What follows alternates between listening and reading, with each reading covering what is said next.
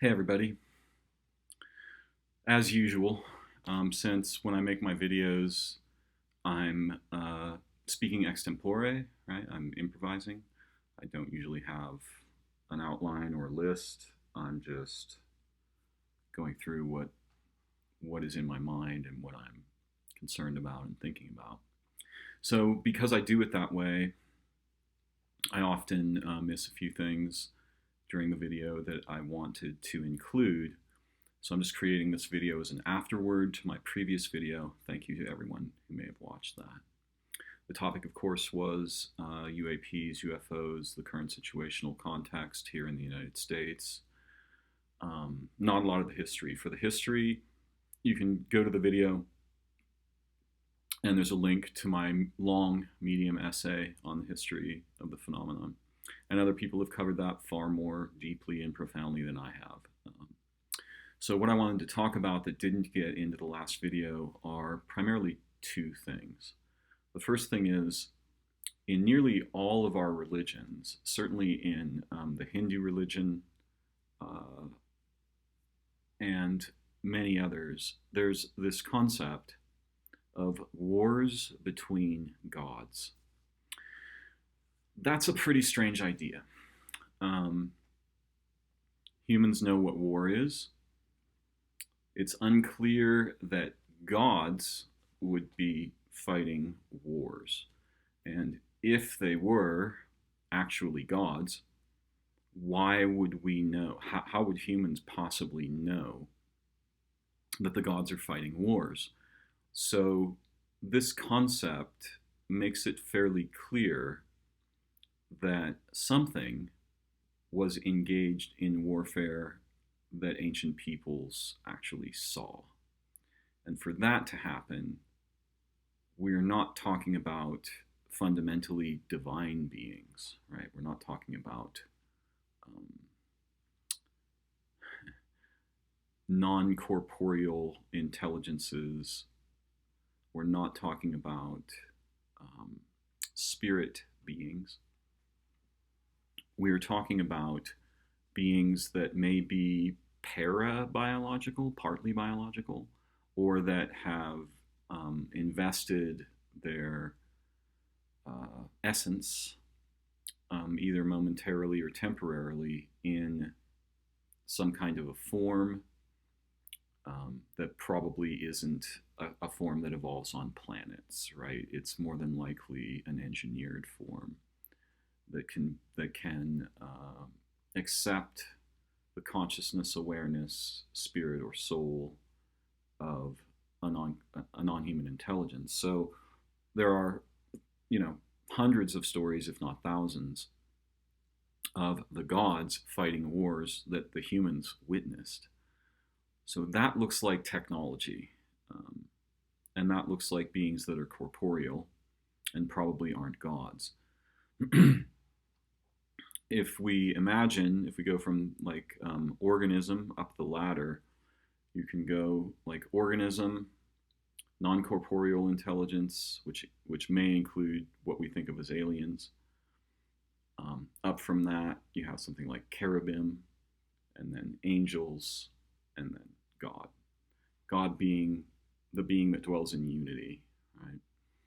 And it's not necessarily clear that even at the scale of actual God, that there's just one, or even just one universe, or anything like that.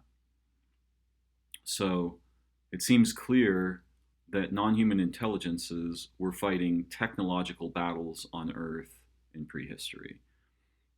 There's nothing about this in archaeology. There's nothing about this in science, right? So there's no chance of either of those disciplines suddenly revealing this. You might get what people would think of as rogue scientists or rogue archaeologists who would attempt to introduce the topic to our ideation, thought, and lexicons. But very few people are going to do that because if they're academics at all, they depend on funding. And if you depend on funding, you have to toe the common, shared, ontological, and epistemological line. So it looks like many of our religions probably come from relation with non-human intelligences that are not necessarily divine. They may seem like gods to ancient people because they come from the sky, and ordinarily anything that comes from the sky is understood to be divine. Also, it's not clear that many of our ancient cultures had the idea of planets, though some of them may have. Certainly, like the Dogon people, they claim that beings from, I think, Sirius came to them and talked about their star system and gave them information about the star system that later astronomers validated. So yeah, there were clearly wars. Why would they be fought on Earth? I mean, you got the whole universe to deal with, or at least the galaxy. What's interesting enough about Earth to turn this into a battleground? It's a very confusing idea. I'm sure there are some explanations in ancient texts and so on. As I understand it, there are at least thousands and maybe hundreds of thousands of cuneiform tablets that tell stories like this. There is probably ancient Sanskrit texts and so on. Even the Vedas have stories about wars between gods. So what are those gods? They're not what we think of when we, as for example, religious people, consider or reflect upon the nature of that which is divine. Our stories are very strange. They appear to be remnants of other stories in many cases. So this draws deeply into question the nature of human religion as we understand it in our time. So that's one of the features that I wanted to talk briefly about. The other is the problem of institutionalization of narratives. So when human cultures begin to modify their lexicon, right, the principles and concepts that their ontologies are comprised of and their epistemologies, there's a process that resembles digestion. And it also resembles the telephone game, right? Where slowly over time, and I think Diana Walsh Pasulka spoke very cogently about this process. And when she, if I remember correctly, when she was talking about the possibility of something resembling disclosure from the United States government, I think she said that really it's going to be more of a process of the institutionalization of a set of narratives. And what happens in that process is that experiences and reports and people's ideation about them filter down, and they get digested by the institutional structure of society and academia and so forth. And what is produced is basically a product, right? Which is an amalgam of the experiences it comes from, but also a careful curation of the associated ideas, events, narratives, and so on. So that gets carefully curated, and what is produced is something that we could think of as a canonical version, right? The written in stone part. Unfortunately, us moderns are extremely adept at this game. And ancient peoples were very, particularly indigenous peoples, were very aware of the dangers of this.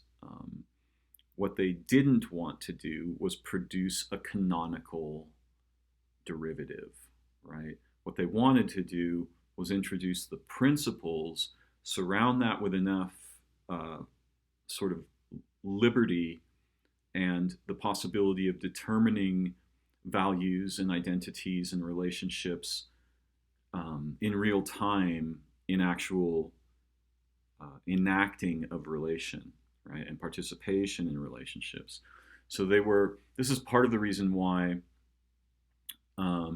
many indigenous cultures produced very little sacred ceremonial art.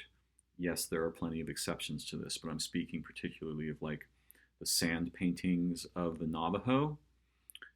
These are destroyed after the ceremony. They're not preserved. And they are examples of traditional knowledge and something that is passed down through transmission from person to person or society to individuals. By society, I don't mean our kind of society. I mean ceremonial, specialized ceremonial cohorts. So part of what's going to probably happen now is the institutionalization of narratives. And that's going to exclude a vast portion of the important information, data, ideas, narratives, and so forth. That will be digested by the government, our society, the various factions in our culture. And in case it isn't obvious, right now the American culture is shattering, and that process is being curated and influenced by foreign actors, our own government, in a very deep way, primarily through social media.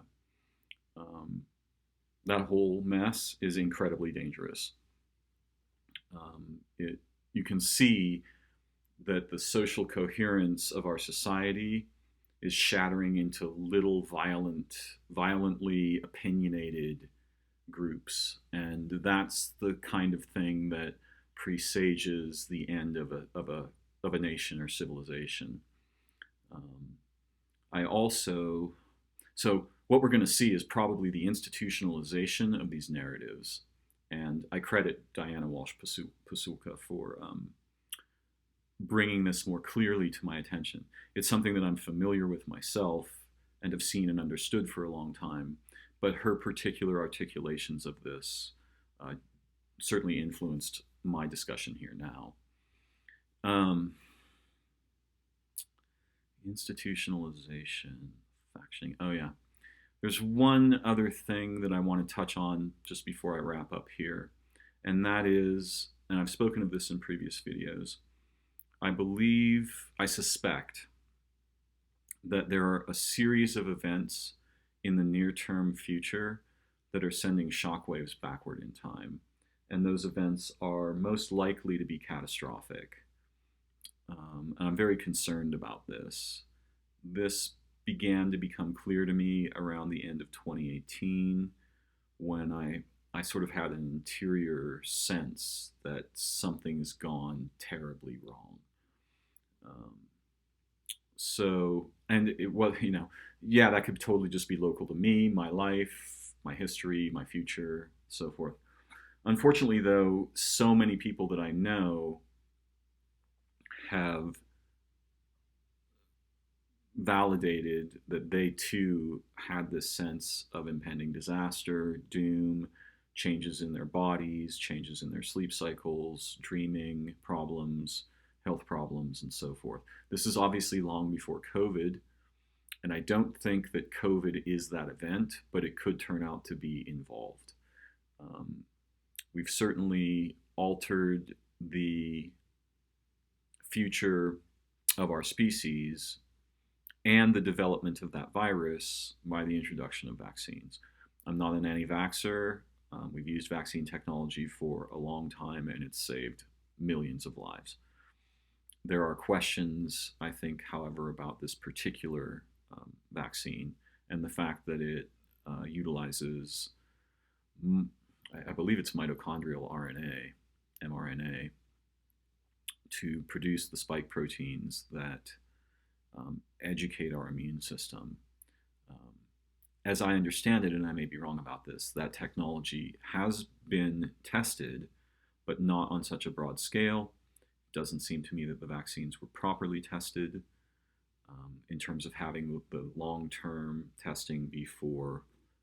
Like, the more people who are going to be exposed to a medical technology, the deeper the testing we have to do is. So what we did here was we have an emergency. So the house is on fire. So we inhibit the protocols that we would normally apply to such medical technologies, especially for extremely broad term application. But yes, I think we're in a series of crises. Obviously, the humans have to stop treating each other and our planet as a competition game of who's going to win, right? That's going to lead to endgame scenarios relatively rapidly now due to the advances in technology that we have made over the past, particularly 50 and specifically 20 years. And I will speak more cogently about those matters in future videos. So that's my afterword for today. Thanks for tuning in. Much appreciation, all of you. Have a better one.